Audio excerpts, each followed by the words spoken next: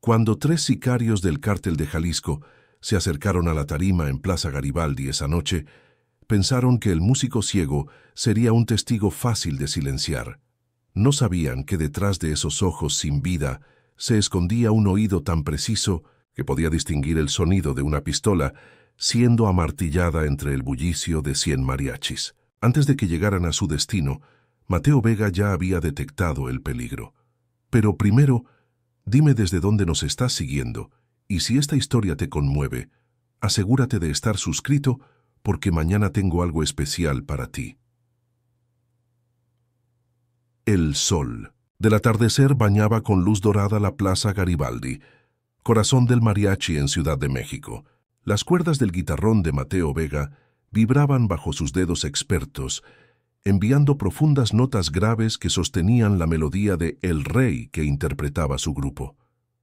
A los turistas que se arremolinaban frente a su tarima, les fascinaba el espectáculo del músico ciego, un hombre de unos 40 años con gafas oscuras y movimientos precisos a pesar de su discapacidad. Lo que el público no sabía era que Mateo percibía el mundo con una claridad que pocos videntes podrían comprender. Mientras sus dedos bailaban sobre las cuerdas, sus oídos captaban cada detalle acústico de la plaza. Las conversaciones en mesas distantes, el tintineo de botellas de tequila, los diferentes timbres de trompetas compitiendo por atención. Fue entonces cuando lo detectó, el patrón irregular entre los sonidos familiares. 3 juegos de pisadas que no encajaban con el ritmo despreocupado de los turistas o el caminar conocido de los músicos locales. Pasos decididos, controlados, con el peso sutil de hombres que cargan armas ocultas. Mateo mantuvo su expresión impasible, pero sus dedos transmitieron un mensaje imperceptible al trompetista a su lado, cambiando sutilmente el ritmo. «Problemas a las 3 en punto», murmuró entre versos, sin perder el compás.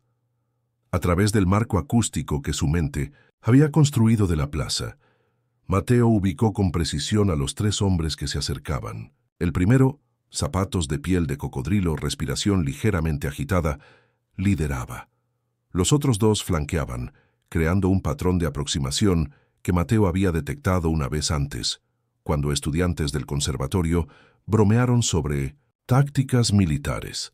Los mariachis terminaron la canción con un floreo tradicional, y mientras el público aplaudía, Mateo sintió el inconfundible olor de colonia cara mezclada con el sutil aroma metálico que solo podía provenir de un arma recientemente aceitada.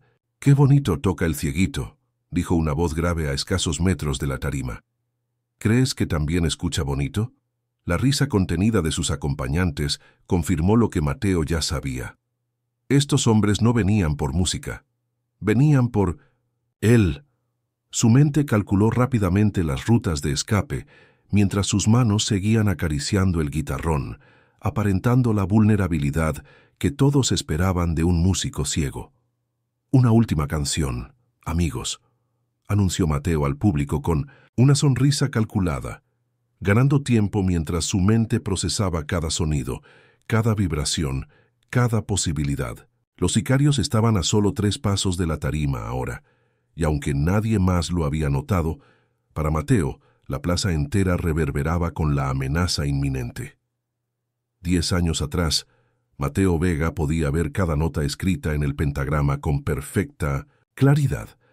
Sus ojos seguían las líneas del personal mientras sus dedos encontraban las posiciones exactas en el contrabajo, bajo la mirada orgullosa del maestro Eugenio Herrera, en el Conservatorio Nacional de Música. A los 25 años, Mateo era considerado uno de los estudiantes más prometedores de su generación, destinado para las orquestas sinfónicas más prestigiosas del país. «La música no solo se toca, Mateo», le decía el maestro Herrera durante esas tardes doradas en el aula de práctica. «Se escucha con todo el cuerpo.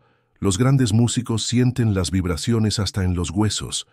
Mateo recordaba haber sonreído ante esas palabras, pensando que eran metáforas poéticas de un profesor viejo. No tenía manera de saber que esas palabras se volverían literalmente verdaderas. La noche del accidente, Mateo regresaba a casa después de un ensayo tardío. El camión de carga que se saltó el alto en la intersección de Reforma nunca lo vio venir. El impacto lanzó su auto contra un poste de luz, y los fragmentos de vidrio que llovieron dentro del vehículo le arrebataron la vista para siempre. Pero algo extraordinario emergió de esa tragedia. Durante los primeros meses de recuperación en el hospital, Mateo percibió cambios sutiles en su audición.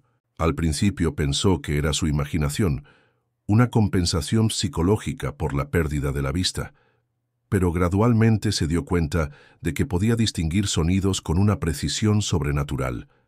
Escuchaba las conversaciones susurradas de las enfermeras en el pasillo, identificaba a cada médico por el patrón único de sus pasos, incluso podía determinar el estado emocional de sus visitantes por las variaciones microscópicas en su respiración. Es neuroplasticidad, le explicó el doctor Ramírez durante una consulta. Su cerebro está reasignando las áreas que procesaban información visual para amplificar su capacidad auditiva. Es más común de lo que piensa, pero en su caso parece particularmente pronunciado. El maestro Herrera fue quien primero notó el verdadero alcance de la transformación de Mateo. Durante una sesión de terapia musical, Mateo identificó sin error una nota desafinada en un violín que se tocaba en el aula vecina, algo que había pasado desapercibido para todos los demás presentes. «Mateo», susurró el maestro con asombro, «¿puedes escuchar la afinación exacta de instrumentos a través de las paredes?» Mateo inclinó la cabeza, concentrándose. No solo podía escuchar el violín desafinado, podía percibir la textura acústica completa del edificio. Estudiantes practicando escalas en el tercer piso, una conversación tensa en la oficina administrativa, incluso el latido cardíaco acelerado del propio maestro Herrera. «Creo que puedo escuchar mucho más que eso», admitió Mateo, por primera vez comprendiendo la magnitud de lo que había ganado al perder la vista. Su familia inicialmente se resistió a aceptar que pudiera continuar con la música profesionalmente. Pero cuando Mateo demostró que podía detectar errores de afinación que escapaban a oídos entrenados, cuando pudo identificar la marca exacta de cuerdas usadas solo por su sonido, cuando comenzó a componer melodías basadas en los patrones rítmicos de la vida urbana que solo él podía percibir, entendieron que había nacido un tipo diferente de músico.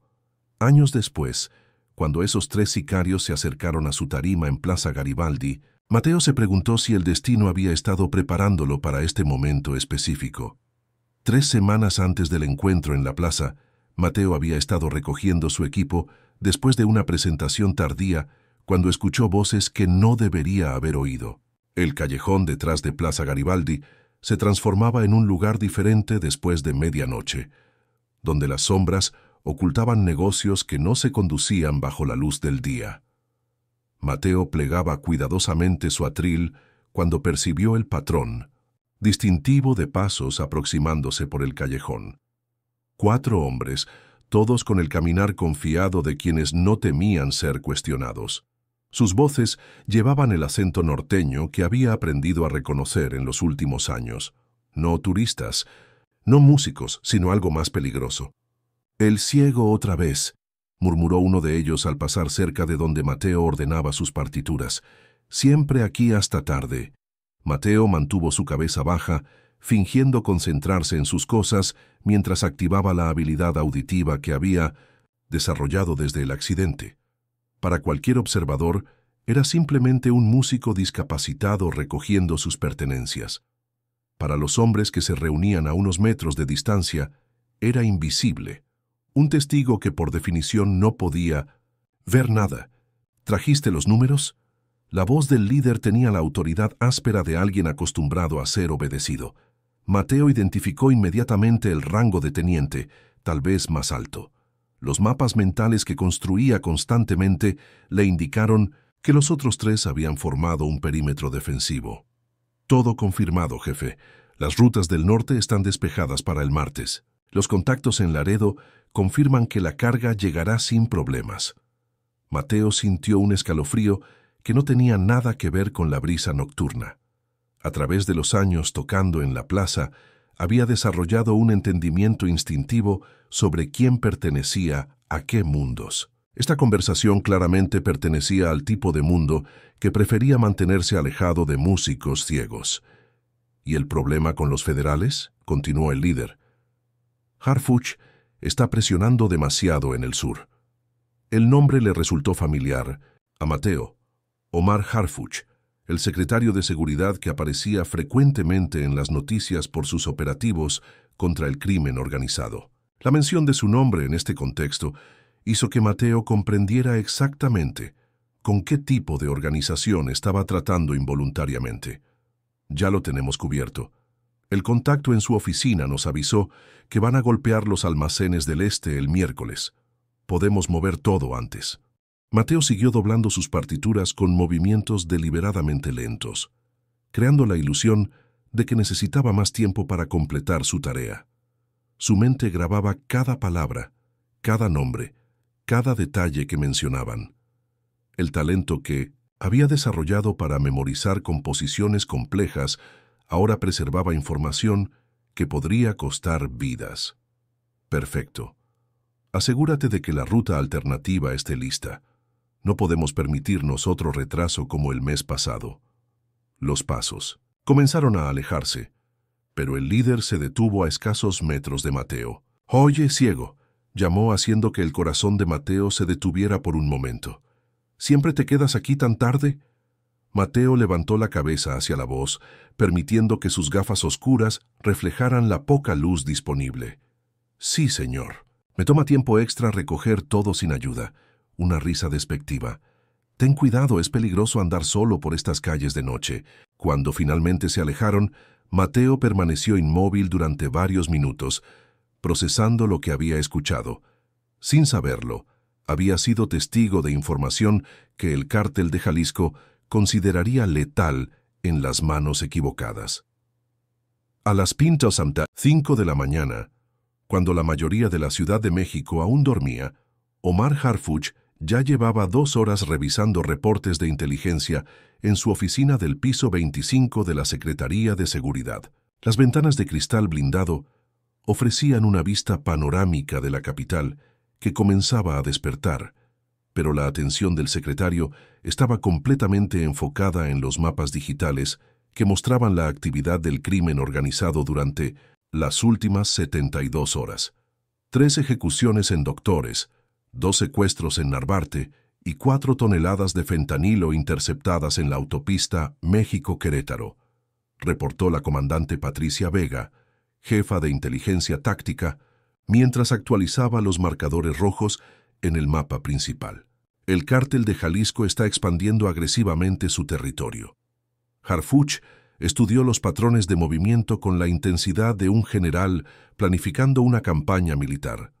A los 45 años, había dedicado más de la mitad de su vida a combatir el crimen organizado, primero como agente federal, luego como coordinador de estrategias nacionales y ahora como el máximo responsable de la seguridad en la capital del país. Su reputación se había forjado en operativos exitosos que habían desmantelado células completas de organizaciones criminales. ¿Qué sabemos sobre sus rutas de distribución?, preguntó Harfuch, señalando los puntos de actividad concentrados en el centro histórico. Están operando demasiado cerca de zonas turísticas. Eso no es casual. El capitán Roberto Mendoza, especialista en análisis criminal, se acercó con una tablet repleta de datos. Inteligencia sugiere que están usando Plaza Garibaldi como punto de encuentro. Es perfecto para ellos. Mucho ruido, muchas caras nuevas cada noche, fácil de pasar desapercibido entre turistas. La mención de Plaza Garibaldi hizo que Harfuch frunciera el ceño. Había crecido escuchando mariachis en esa plaza. La idea de que los carteles la estuvieran contaminando con su presencia le resultaba particularmente ofensiva. Necesitamos infiltración. En la zona, decidió caminando hacia la ventana mientras procesaba las opciones estratégicas. Pero tiene que ser sutil. No podemos arriesgar a civiles inocentes. Señor, intervino la comandante Vega, hemos identificado un patrón interesante. Nuestros informantes reportan reuniones regulares en el callejón detrás de la plaza, siempre después de medianoche. Coordinan movimientos importantes desde ahí. Harfuch se volvió hacia su equipo, su expresión reflejando la determinación que había caracterizado toda su carrera. Si están usando nuestros espacios culturales como centros de operaciones, entonces los vamos a golpear donde más les duela. Quiero vigilancia completa en Plaza Garibaldi, análisis de patrones de comunicación, identificación de todos los operadores activos en la zona. El capitán Mendoza levantó la vista de su tablet. ¿Qué nivel de autorización manejamos? El que sea necesario, respondió Harfuch sin vacilación. El cártel de Jalisco ha decidido convertir el corazón cultural de México en su patio de operaciones. Eso termina ahora. Sus palabras resonaron en la sala de operaciones con la certeza de alguien que había convertido la lucha contra el crimen organizado en una misión personal. Lo que Harfuch no sabía era que en esa misma plaza, un músico ciego había escuchado información que podría cambiar completamente el curso de su estrategia. La guerra contra los carteles estaba a punto de tomar un giro que ninguno de los dos bandos había anticipado. El departamento de Mateo en la colonia Doctores ocupaba el segundo piso de un edificio de ladrillo rojo que había visto mejores décadas. A las 2 de la madrugada, mientras practicaba escalas en su contrabajo con sordina, para no despertar a los vecinos, sus oídos entrenados captaron un sonido que no pertenecía al ritmo nocturno habitual del edificio. Pasos en la escalera. 2 pares subiendo despacio, evitando los escalones que crujían. Conocimiento que solo alguien familiarizado con el edificio podría tener. Mateo dejó de tocar inmediatamente, su mente procesando la información acústica con la velocidad que había desarrollado desde el accidente. La señora Esperanza del primer piso roncaba con su patrón habitual. El bebé de los García en el tercer piso dormía tranquilo. Pero estos pasos nuevos tenían la cadencia deliberada de personas que intentaban no ser detectadas. Más alarmante aún, Mateo percibió el sutil sonido metálico que acompañaba sus movimientos, armas rozando contra ropa. Se movió silenciosamente hacia la puerta, colocando su oído contra la madera. A través del material, pudo escuchar respiraciones controladas en el pasillo. Uno de los hombres tenía un ligero asma. Su inhalación era irregular. El otro respiraba por la boca, sugiriendo nerviosismo o inexperiencia. Departamento 2B, susurró. Una voz apenas audible. El ciego vive solo. Mateo sintió que su sangre se congelaba. Habían venido por él.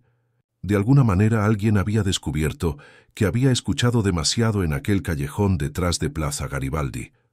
Sus manos se movieron instintivamente hacia el contrabajo, pero su mente calculó rápidamente. El instrumento era demasiado voluminoso para usarlo como arma. En cambio, se dirigió hacia la cocina, donde su conocimiento íntimo del espacio le daba ventaja sobre cualquier intruso. El sonido de ganzúas trabajando en su cerradura confirmó sus peores temores. Mateo abrió silenciosamente la ventana de la cocina que daba al callejón trasero, pero antes de intentar escapar, necesitaba saber exactamente cuántos enemigos enfrentaba. La puerta se abrió con un clic suave. Los pasos entraron cautelosamente, separándose, uno hacia la sala, otro hacia el dormitorio. Mateo se agachó detrás del mostrador de la cocina, controlando su respiración mientras mapeaba mentalmente sus movimientos. «No está en la cama», murmuró el de la respiración asmática. «Revisa el baño. Yo tomo la cocina». Mateo escuchó el distintivo sonido de un seguro de pistola siendo liberado. El asesino se acercaba a la cocina, sus pasos ahora menos cuidadosos, al creer que tenía control de la situación. Cuando el sicario dobló la esquina hacia la cocina, Mateo ya había calculado exactamente dónde estaría. El cuchillo de cocina que había tomado del cajón encontró su objetivo con precisión quirúrgica. No para matar, sino para incapacitar. El grito de dolor del hombre rasgó el silencio nocturno. «Miguel», gritó el otro desde el dormitorio. Mateo ya se había lanzado por la ventana de la cocina, utilizando sus años de práctica, navegando espacios sin vista, para aterrizar en el callejón con un impacto controlado.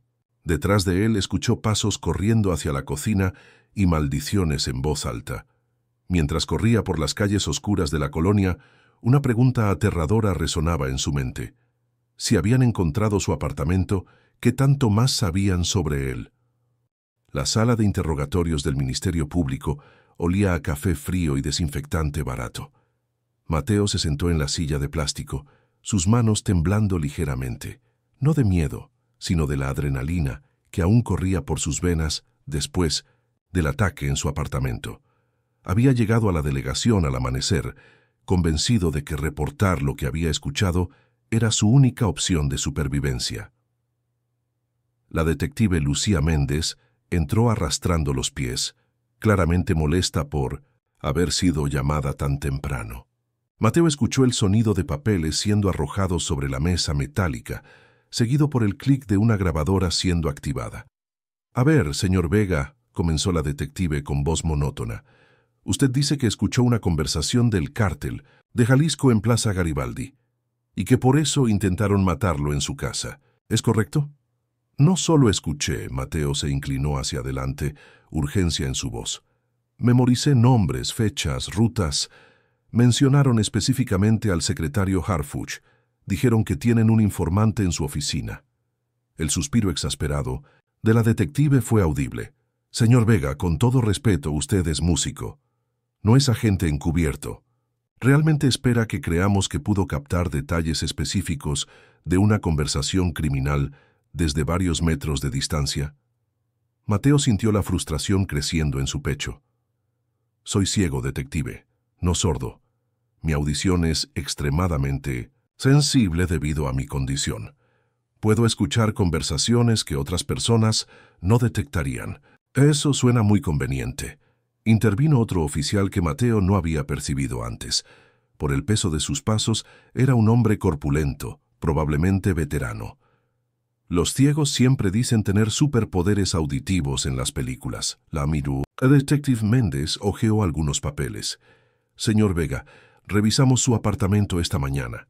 Encontramos evidencia de un altercado, sí, pero también encontramos drogas». El corazón de Mateo se detuvo. «¿Qué drogas? Yo no uso drogas». Pequeñas cantidades de cocaína en su cocina, suficiente para sugerir que tal vez sus problemas no tienen que ver con conversaciones que supuestamente escuchó, sino con deudas de narcóticos. Mateo comprendió inmediatamente lo que había sucedido. Los sicarios habían plantado evidencia para desacreditar cualquier testimonio que pudiera dar. «Detective, esa droga no es mía. La plantaron para que exactamente esto pasara, para que no me creyeran». «Señor Vega», la voz de la detective Méndez se volvió casi maternal. «Entiendo que está asustado. Los adictos frecuentemente inventan historias elaboradas para explicar situaciones violentas relacionadas con drogas. Tenemos programas de rehabilitación que pueden ayudarlo. No soy adicto». La desesperación hizo que Mateo elevara la voz. «Puedo darle nombres específicos, fechas exactas, rutas de distribución. ¿Por qué inventaría algo tan detallado?» El oficial veterano se acercó a la mesa. «Porque los adictos son creativos cuando necesitan desviar la atención de sus problemas reales». Mateo se recostó en su silla, derrotado. Podía escuchar en sus voces que ya habían decidido su versión de los eventos. La conversación continuó por otra hora, con Mateo repitiendo los mismos detalles mientras los oficiales los descartaban sistemáticamente. Cuando finalmente lo dejaron ir con una advertencia sobre buscar ayuda profesional, la detective Méndez se quedó sola en la sala de interrogatorios, revisando sus notas. Algo en la especificidad de los detalles que había proporcionado Mateo la inquietaba. Esa tarde tomó una decisión que cambiaría el curso de los eventos. Redactó un reporte detallado incluyendo toda la información que Mateo había proporcionado, marcándolo para revisión del secretario Harfuch. «Probablemente sea basura», murmuró mientras enviaba el documento. «Pero mejor que sea él quien lo decida». Durante 3 días, Mateo se convirtió en un fantasma, moviéndose por la Ciudad de México. Su apartamento ya no era seguro. La policía no le creía. Y cada sonido familiar de la ciudad ahora llevaba una amenaza potencial. Había aprendido a confiar completamente en sus oídos para sobrevivir, pero nunca había usado esa habilidad para evadir asesinos profesionales. El primer día se refugió en un hotel barato cerca de la basílica, pagando en efectivo y registrándose con un nombre falso. Desde la habitación del segundo piso podía escuchar las conversaciones en la recepción, identificando cada voz nueva que preguntaba por huéspedes coincidiendo con su descripción. A las 6 de la tarde, un hombre con acento norteño había preguntado específicamente por el músico ciego. Mateo salió por la ventana del baño 20 minutos después. El segundo día intentó perderse en el metro, usando las multitudes y el ruido de los trenes para enmascarar su presencia. Pero su bastón blanco lo hacía demasiado visible, y cuando escuchó a dos hombres coordinando por radio en el andén de Bellas Artes, el objetivo usa bastón, revisen todas las salidas, supo que hasta el transporte público se había vuelto peligroso. Abandonó el bastón en un bote de basura y comenzó a moverse, usando únicamente su memoria auditiva de la ciudad. Para el tercer día, había desarrollado un sistema. Se movía en patrones impredecibles, cambiando de rumbo cada vez que detectaba la misma voz, 2 veces en diferentes ubicaciones. Sus oídos se habían convertido en un sistema de alerta temprana que le permitía identificar vigilancia antes de que los observadores se dieran cuenta de que los había detectado. Fue en el mercado de San Juan donde se dio cuenta de que ya no era solo paranoia. Mientras fingía comprar frutas, escuchó una conversación que heló su sangre. «El jefe está furioso», decía una voz que reconoció del callejón aquella noche. «3 días y el ciego sigue suelto. Dice que ya sabe demasiado para dejarlo vivir». «¿Qué? ¿Tanto puede saber realmente?», respondió otro. «Es solo un músico. Lo suficiente para identificar voces. Lo suficiente para recordar fechas y nombres. El jefe dice que es un riesgo inaceptable». Mateo se alejó lentamente del puesto, controlando su respiración mientras procesaba la conversación. No solo lo estaban cazando, habían escalado la amenaza que representaba. Ya no era un testigo molesto. Se había convertido en un objetivo prioritario. Esa noche, escondido en el sótano de una iglesia abandonada en la colonia Roma, Mateo escuchó helicópteros sobrevolando la zona en patrones de búsqueda sistemática.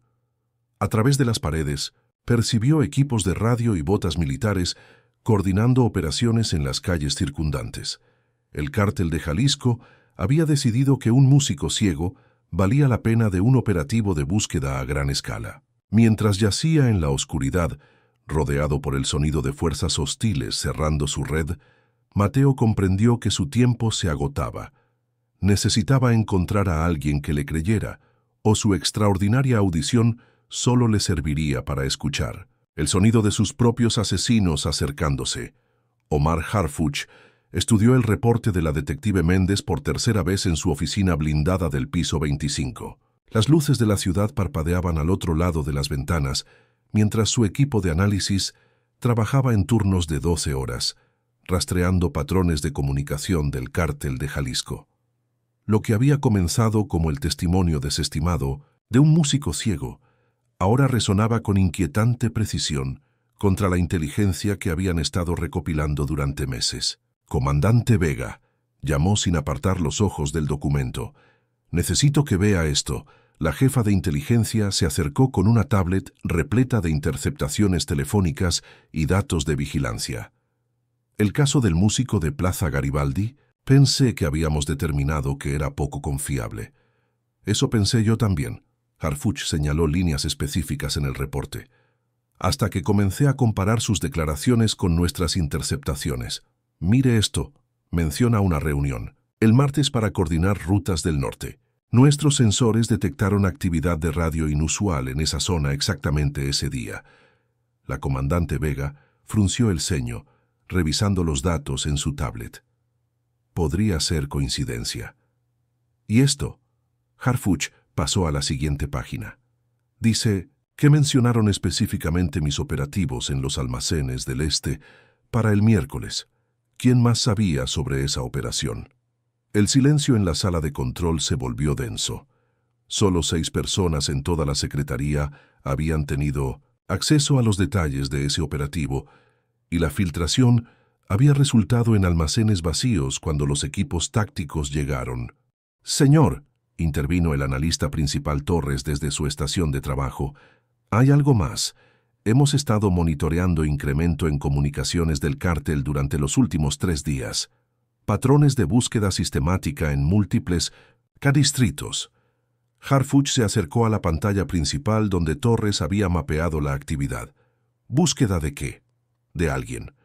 Las interceptaciones mencionan un objetivo prioritario que debe ser eliminado antes de que pueda contaminar. Información sensible. Las coordenadas de búsqueda se centran en las zonas donde tradicionalmente se esconden testigos. La realización golpeó a Harfuch como un rayo. Están cazando al músico. Sus declaraciones no fueron fantasías de un adicto. Fueron tan precisas que el cártel decidió que era una amenaza existencial. La comandante Vega revisó rápidamente los archivos de inteligencia. Si realmente escuchó una conversación de alto nivel y si tiene la capacidad de recordar detalles con esa precisión, entonces tenemos al testigo más valioso en años, completó Harfuch, ya caminando hacia su estación de comunicaciones. Y está siendo cazado por toda la organización criminal. Señor. Torres levantó la voz desde su terminal. Interceptamos. Comunicación del cártel hace 20 minutos. Han escalado la búsqueda. Mencionan específicamente que el objetivo conoce voces y puede identificar operadores por patrones de habla. Harfuch se detuvo en seco. Un testigo que podía identificar criminales por sus voces era más valioso que cualquier infiltrado que hubieran logrado colocar. Si este músico realmente poseía esa capacidad, tenía información que podría desmantelar células completas de la organización. Comandante, ordenó con urgencia renovada, necesito equipos de búsqueda inmediatos. No para arrestar, para proteger. Tenemos que encontrar a Mateo Vega antes de que ellos lo hagan. Mientras su equipo se movilizaba, Harfuch observó el mapa de actividad del cártel. La cacería había comenzado, pero ahora tenía 2 cazadores en el mismo territorio. La pregunta era quién encontraría primero al músico ciego. La Catedral de San Hipólito había sido refugio de músicos durante siglos, y Mateo esperaba que sus muros antiguos le ofrecieran la protección que la policía le había negado. El 4.º día de su huida, lo encontró arrodillado en la nave central durante la misa de mediodía, fingiendo orar mientras sus oídos mapeaban cada eco, cada corriente de aire, cada posible ruta de escape en el edificio histórico. La acústica de la catedral era extraordinaria, diseñada para amplificar cantos gregoriales.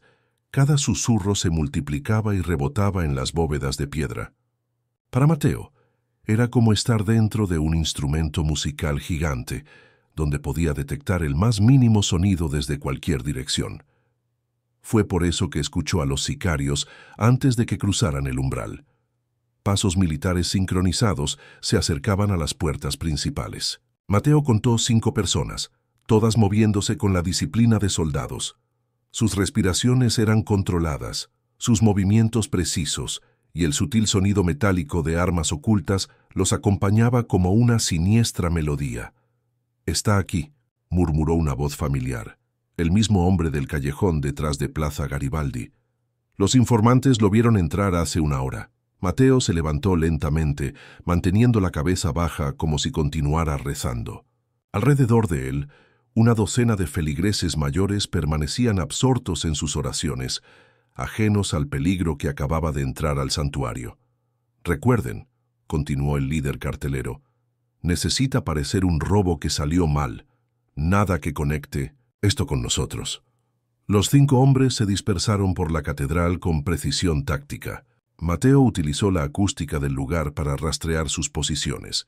2 flanqueando por los pasillos laterales, 1 cubriendo la entrada principal, 1 moviéndose hacia el altar y el líder avanzando directamente hacia él por la nave central.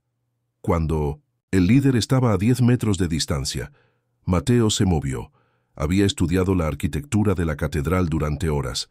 Sabía que detrás del altar mayor había una puerta que conducía a la sacristía, y desde ahí escaleras que subían al campanario. Más importante aún, sabía que el sonido viajaba de manera peculiar en esa sección del edificio. Las voces se perdían en ecos confusos que desorientaban a cualquiera no familiarizado con la acústica. «¡Ahí va!», gritó uno de los sicarios, cuando Mateo se lanzó hacia el altar. El primer disparo resonó como un trueno en el espacio sagrado. Los feligreses gritaron y se arrojaron al suelo, mientras Mateo rodó detrás del altar de mármol. Las balas se fragmentaron contra la piedra antigua, enviando esquirlas que tintinearon como lluvia metálica. Mateo conocía cada centímetro del área detrás del altar. Había tocado ahí durante festivales religiosos. Sus manos encontraron la puerta de la sacristía exactamente donde esperaba, pero cuando intentó abrirla, descubrió que estaba cerrada con llave. «Rodéenlo», ordenó el líder. «No puede ir a ningún lado». Atrapado entre el altar y la puerta cerrada, Mateo escuchó a los sicarios cerrando el círculo.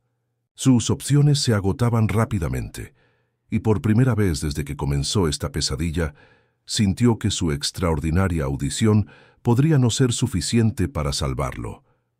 El sonido de seguros siendo liberados en múltiples armas resonó en la catedral como una siniestra armonía final. Omar Harfuch escuchó los disparos desde 3 cuadras de distancia, mientras su convoy de vehículos tácticos se acercaba a la catedral de San Hipólito. Las intercepciones telefónicas habían llevado a su equipo directamente a la confrontación.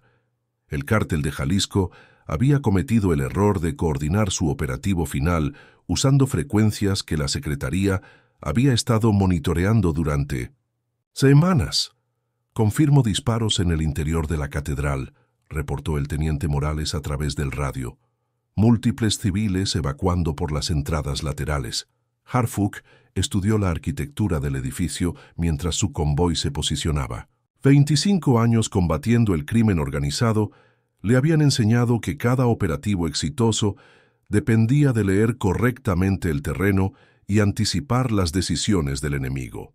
«Comandante Vega, posicione equipos en todas las salidas», ordenó, mientras revisaba los planos arquitectónicos en su tablet. «Quiero francotiradores en los edificios circundantes con líneas de vista claras. Nadie entra o sale de esa catedral sin mi autorización». A través de sus binoculares, observó las sombras moviéndose dentro del edificio histórico. Los sicarios habían elegido mal su campo de batalla. La catedral ofrecía múltiples puntos de entrada para equipos tácticos entrenados, pero pocas rutas de escape para criminales acorralados. «Señor», la voz del analista Torres llegó a través del radio. «Interceptamos comunicación del cártel. Confirman que el objetivo está atrapado detrás del altar mayor. Están procediendo a eliminación inmediata». Harfuch no dudó. «Equipos. Alfa y Bravo, entrada coordinada por las puertas norte y sur. Equipo Charlie, aseguren el campanario para evitar tiradores elevados. Yo lidero el equipo principal por la entrada oeste». El secretario de Seguridad se ajustó su chaleco antibalas y verificó su arma de servicio. Había dirigido cientos de operativos desde oficinas seguras, pero cuando la inteligencia más valiosa en años estaba a punto de ser ejecutada, la distancia no era una opción. «Con respeto, señor», intervino la comandante Vega, «debería coordinar desde el perímetro de seguridad». «Negativo». Harfuch ya se dirigía hacia la catedral. «Ese músico tiene información que puede desmantelar toda su red de distribución. No podemos arriesgar que escape un solo detalle por procedimientos de seguridad excesivos». El primer equipo táctico irrumpió por las puertas laterales, exactamente cuando Harfuch y su escuadrón entraron por el acceso principal. La coordinación fue perfecta. 3 ángulos de ataque simultáneos que dividieron inmediatamente la atención de los sicarios. «Fuerzas federales al suelo», rugió la voz de Harfuch, amplificada por la acústica de la catedral. La respuesta del cártel fue inmediata y violenta. Las balas rebotaron contra las columnas de piedra mientras los criminales intentaron mantener sus posiciones defensivas. Pero Harfuch había calculado correctamente. Atrapados entre múltiples equipos tácticos en un espacio con pocas coberturas efectivas, su resistencia sería breve. «Objetivo visual confirmado», reportó uno de sus agentes. «Hombre civil detrás del altar aparentemente ileso». Mientras el tiroteo continuaba, Harfuch observó algo que confirmó todas sus sospechas sobre Mateo Vega. A pesar del caos que lo rodeaba, el músico se movía con precisión calculada, usando la acústica de la catedral para anticipar movimientos que no podía ver. Este no era un testigo accidental, era algo mucho más valioso. La casa de seguridad en las lomas de Chapultepec había sido diseñada específicamente para interrogatorios de alto valor. Mateo se sentó en una silla acolchada frente a una mesa de madera pulida, sus manos finalmente estables después de 4 días huyendo por su vida. El aroma de café recién hecho y la ausencia de ruidos urbanos le confirmaron que estaba en un lugar muy diferente a cualquier edificio gubernamental que hubiera visitado. Omar Harfuch se sentó frente a él y Mateo inmediatamente percibió la diferencia. Este hombre no tenía la impaciencia burocrática de la detective Méndez o el escepticismo de los oficiales del Ministerio Público. Sus movimientos eran precisos, controlados, y su respiración tenía el ritmo de alguien acostumbrado a tomar decisiones bajo presión. «Señor Vega», comenzó Harfuch, «quiero que sepa que sus declaraciones anteriores han sido validadas por nuestra inteligencia. Necesito que me ayude a completar el panorama». Mateo sintió una ola de alivio que no había experimentado en días. «Finalmente alguien que me cree». «Más que eso», intervino la comandante Vega desde el otro lado de la mesa, «sus detalles han resultado ser extraordinariamente precisos, pero creemos que escuchó más de lo que inicialmente reportó». Harfuch activó una grabadora de alta calidad. «Quiero que cierre los ojos y se transporte mentalmente a esa noche en el callejón. No me diga lo que pensó que era importante. Dígame todo lo que recuerda, cada sonido, cada palabra». Mateo respiró profundamente y permitió que su memoria auditiva lo transportara de vuelta. Eran 4 hombres. El líder tenía una ligera ronquera, probablemente fumador. Uno de los otros tenía acento de Sinaloa, pero había vivido tiempo en el centro. Mezclaba modismos regionales. «Continúe», murmuró Harfuch, tomando notas. «Mencionaron nombres que no reporté antes porque no pensé que fueran relevantes. El ingeniero iba a confirmar las modificaciones a los vehículos. La doctora estaba manejando algo llamado protocolo médico especial». La comandante Vega se inclinó hacia adelante. «Protocolo médico». Mateo frunció el ceño, accediendo a capas más profundas de su memoria. Dijeron que necesitaban mantener a ciertos activos en condiciones específicas durante el transporte. Algo sobre temperatura controlada y monitoreo vital. «¿Tráfico humano?», preguntó Harfuch. «No», Mateo negó con la cabeza. Los tonos de voz sugerían algo más científico. Hablaban como si estuvieran manejando equipo médico valioso, no personas. Harfuch intercambió miradas con su equipo. «¿Qué más?». Hubo una conversación telefónica hacia el final. El líder habló con alguien llamado Coronel. Mencionó coordenadas específicas: 19.432 norte, 99.133 oeste, repetidas 2 veces para confirmación. El analista Torres, que había estado silenciosamente verificando datos en su laptop, levantó la vista abruptamente. «Señor, esas coordenadas corresponden exactamente a un complejo industrial en Ecatepec que hemos estado monitoreando, registrado como laboratorio farmacéutico, pero con consumo de energía inconsistente, con operaciones legítimas». «¿Un laboratorio?». Harfuch se recostó en su silla. «¿Qué tipo de operación requiere protocolo médico especial y temperatura controlada?». Mateo añadió otro detalle que había emergido de su memoria. También mencionaron fechas de vencimiento. Algo sobre mantener productos viables por máximo 72 horas después de la extracción. El silencio en la habitación se volvió tenso mientras las implicaciones se asentaban. «No están solo distribuyendo drogas», murmuró la comandante Vega. «Están operando algo mucho más sofisticado». Harfuch se levantó, ya formulando estrategias. «Señor Vega, lo que acaba de proporcionarnos puede ser la clave para desmantelar la operación más grande que hemos enfrentado». A las 5 de la madrugada, cuando las primeras luces del amanecer apenas comenzaban a iluminar la Ciudad de México, Omar Harfuch coordinó la operación más compleja de su carrera desde el centro de comando móvil estacionado a 2 kilómetros del complejo de Ecatepec. 8 equipos tácticos se movían simultáneamente hacia objetivos distribuidos por toda la capital, cada uno armado con inteligencia proporcionada por un músico ciego que había transformado su discapacidad en el arma más letal contra el crimen organizado. «Equipos en posición», reportó la comandante Vega a través del radio. «Confirmamos actividad en el laboratorio principal. Las coordenadas de Vega fueron exactas. Desde la casa de seguridad, Mateo escuchaba las comunicaciones a través de auriculares especializados, su extraordinario oído ahora oficialmente al servicio del Estado mexicano. Había insistido en participar, no físicamente, pero sí como consultor auditivo en tiempo real. «Identifique esa voz», pidió Harfuch cuando interceptaron una transmisión del complejo. Mateo inclinó la cabeza, concentrándose. «Es el líder del callejón, el fumador con ronquera.